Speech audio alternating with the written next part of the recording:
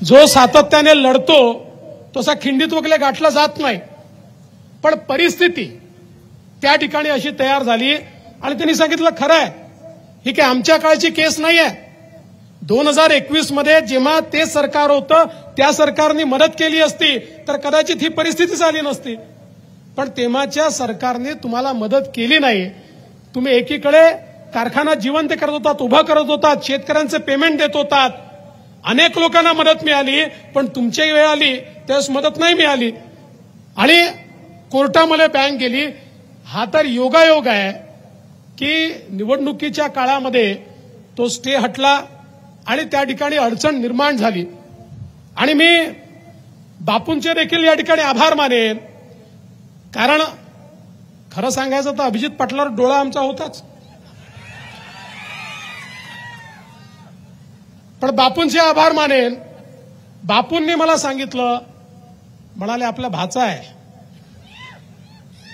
आणि भाच्याला मदत करायची आहे. मी म्हटलं चांगलं काम करणाऱ्याला मदत देवेंद्र फडणवीस नेहमीच करतो. जो प्रामाणिकपणे काम करतो, जो चांगलं काम करतो, आम्ही पक्ष पाहिला नाही, जात पाहिली नाही, धर्म पाहिला नाही, भाषा पाहिली नाही. मी ज्यावेळेस मुख्यमंत्री झालो अनेक लोक म्हणायचे याला साखरेतलं काय कळतं, पण त्या काळामध्ये 2000 कोटी रुपयाचं पॅकेज देऊन साखर कारखान्यांना जगवायचं काम आम्ही केलं.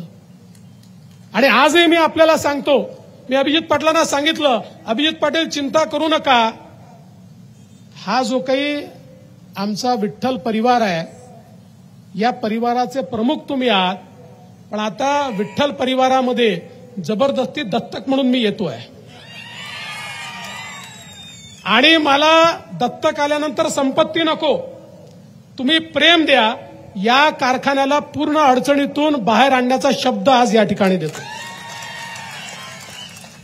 हे जे 400 कोटी रुपयाचं कर्ज, मग कर्जावर व्याज, व्याजावर व्याज, अभिजित पाटील तुम्ही किती मेहनत केली तरी कंबर मोडेल पण यातनं बाहेर निघू शकत नाही. याच्याकरता वेगळं ऑपरेशनच करावं लागेल आणि ते ऑपरेशन कसं करायचं ते तुम्हाला माहिती आहे आणि मला माहिती आहे आणि बापूलाही थोडं थोडं माहिती आहे. बापू एवढा कलाकार माणूस आहे, पिठाची गिरडी नाही म्हणून सांगतात आणि सर्व साखर कारखानदारांना मागे पुढे फिरवतात. त्यामुळे जेव्हा परिस्थिती एक्स्ट्राऑर्डिनरी असते तेव्हा त्याच्यावरचे उपायही तशाच प्रकारचे एक्स्ट्राऑर्डिनरी उपाय करायचे असतात. आणि म्हणून मी तुम्हाला या निमित्ताने शब्द देतो की पुढच्या 3 ते 4 महिन्यामध्ये आपण लॉंग टर्मचं सोल्युशन या कारखान्याचं काढून सरकार असेल, बँका असतील, सगळ्यांची मदत घेऊन एक पूर्ण पुनर्वसनाचा प्लॅन तयार करून, आणि मग मला विश्वास आहे की तुम्ही 3000 दिलात, 3500 द्याल, 4000 द्याल, पण ते देत असताना तुमच्या डोक्याला चिंता नसेल की पुढे काय होणार आहे, कारण या कारखान्याचं पूर्ण पुनर्वसन करण्याची जबाबदारी आता तुमच्यासोबत मी घेतलेली आहे. आणि तुम्हालाही सांगतो, तुम्ही जे काही लोकांनी सांगितलं की आपल्याला अभिजित पाटील कारखाना महत्वाचा आहे, राजकारण महत्वाचं नाहीये.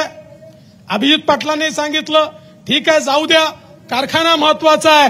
अभिजित पाटील चिंता करू नका, राजकारणही तेवढंच महत्वाचं आहे. तुमच्या जे मनात आहे आणि यांच्या जे मनात आहे तेच माझ्याही मनात आहे.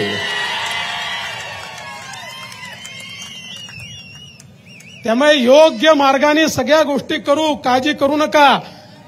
या ठिकाणी ज्या प्रकारे असं आहे बघा, ही नवीन पिढी आहे आणि नवीन पिढीमध्ये एखादा असा कार्यकर्ता, नेता उभा राहतो की जो अशा प्रकारे जे बुडलेलं आहे ते वर आणण्याचा प्रयत्न करतो.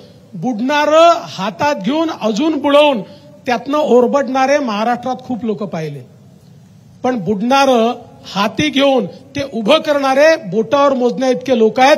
त्यातला एक अभिजित पाटील आहे. आणि म्हणून अशा व्यक्तीच्या पाठीमागे उभं राहिलंच पाहिजे. आणि ते आम्ही निश्चितपणे राहणार आहोत. बंधू भगिनींनो, ही गोष्ट देखील मला सांगितली पाहिजे. मला जास्त वेळ याकरता नाहीये की मागे रणजित सिंग नाईक निंबाळकर बसले आहेत, 6 वाजता त्यांचा प्रचार संपणार आहे. ते सारखं घड्याळ पाहतायत की फलटणची सभा होणार की नाही. काळजी करू नका, 5:45ला संपव, पण ती फलटणची सभा करू. पण मी एकच गोष्ट या ठिकाणी सांगतो, ज्यावेळी नरेंद्र मोदीजी देशाचे प्रधानमंत्री झाले त्यावेळी अनेक लोक म्हणायचे मोदींना ऊसातलं काय कळतं. पण आज ऊस आणि साखर कारखानदारीबद्दल जेवढे निर्णय मोदीजींनी घेतले तेवढे यापूर्वी कधीही घेण्यात आले नव्हते. आज FRP 340 रुपयांनी वाढवली आणि त्याचसोबत इथेनॉल सारखे निर्णय घेतल्यामुळे कारखाने उभे राहिले. आज आपण पाहू शकतो मोदीजींनी साखरेलाही MEP दिली, MSP दिली, मिनिमम सेलिंग प्राइस. नाहीतर परिस्थिती अशी होती, ऊसाचा दर हा